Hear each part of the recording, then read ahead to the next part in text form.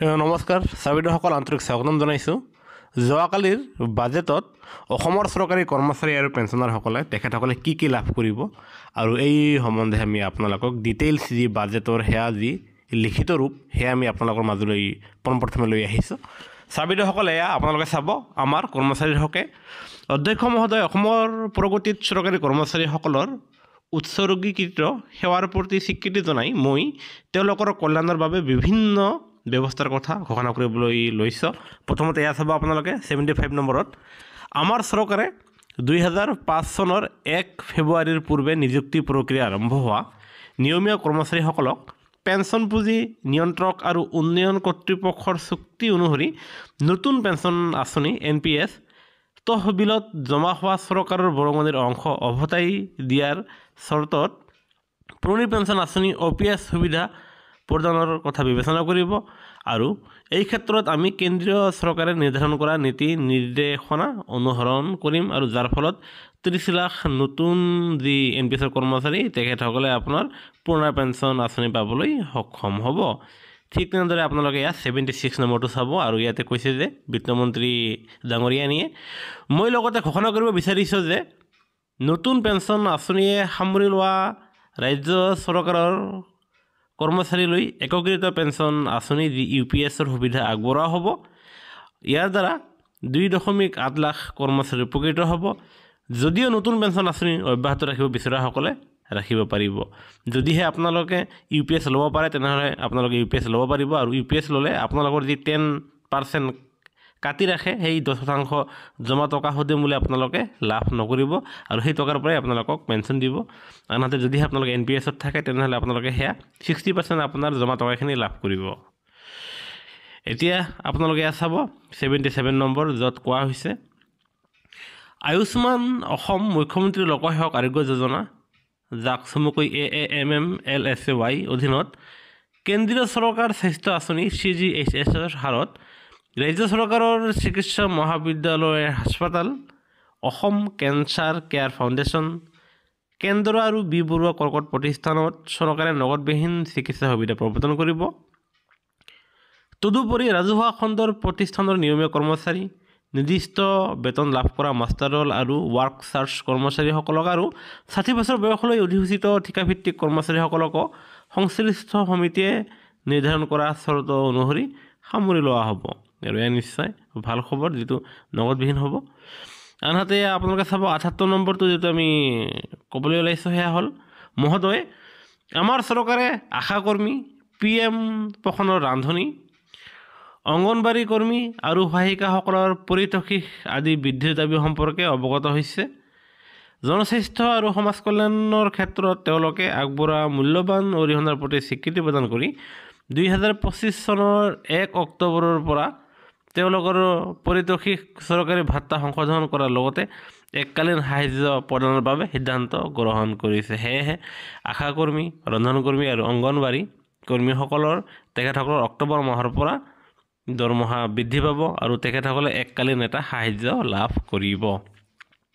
ঠিক তেনেদৰে 79 নম্বৰটো চাব নিৰ্দিষ্ট বেতন লাভ কৰা মাষ্টাৰ ৰোল আৰু ৱাৰ্কচাৰ্ছ কৰ্মচাৰীসকলক চৰকাৰে যোগ্য ঘৰ ভাড়া ভাত্তা এইচাৰে আৰু 50% প্ৰদান কৰিব আৰু এয়া বেতন লাভ কৰা মাষ্টাৰ ৰোল কৰ্মচাৰীসকলে ঘৰ ভাড়া আৰু 50% তেওঁলোকে লাভ কৰিব।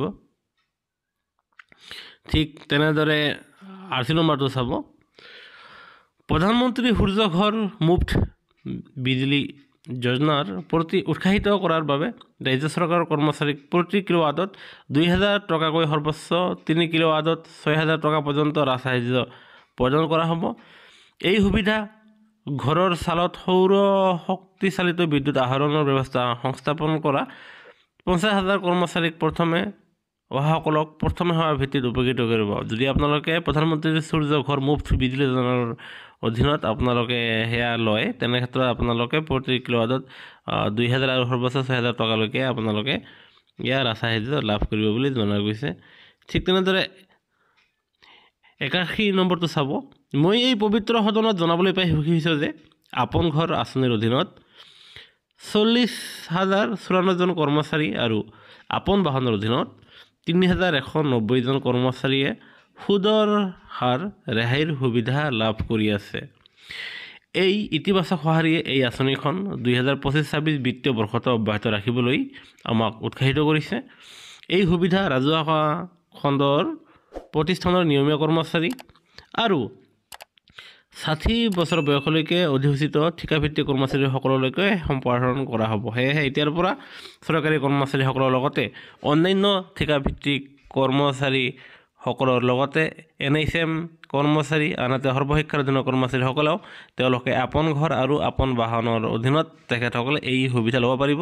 আৰু এতিয়ালৈকে আপোনালোকে আপন ঘৰৰ অধীনত সৰ্বোচ্চ 30 লাখ টকালৈকে আপোনালোকে সেয়া লাভ কৰিবলৈ সক্ষম হ'ব। আৰু যিয়ে নহওক, এই ক্ষেত্ৰত আমাক বহুতে সুধি আছিলে যে আপন ঘৰৰ অধীনত কৰ্মচাৰীসকলে যি ছাবচিডি 1% লাভ কৰে, সেই ছাবচিডি এতিয়াও তেখেতসকলে একাউণ্টত লাভ কৰা নাই। সেয়েহে আশা কৰা গৈছে যে বাজেটৰ পিছত আপোনালোকৰ পঞ্চায়তৰ নিৰ্বাচনৰ পিছতহে আপোনালোকে যি আপন ঘৰৰ অধীনত 1% ছাবচিডিখিনি পাবলৈ সক্ষম হ'ব।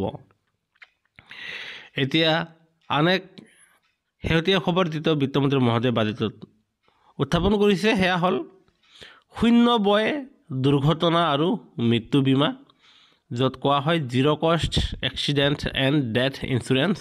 আৰু এয়া বৰ্তমান যান্ত্ৰিক যুগত খুবেই গুৰুত্বপূৰ্ণ আৰু যাৰ সুবিধা ঠিকাভিত্তিক আৰু ৰাজহুৱা খণ্ডৰ প্ৰতিষ্ঠানৰ সেইসকল কৰ্মচাৰীক সম্প্ৰসাৰিত কৰাৰ কথা মই ঘোষণা কৰিলোঁ, যিসকলে তালিকাভুক্ত বাণিজ্যিক বেংকৰ পৰা দৰমহা লৈ আছে।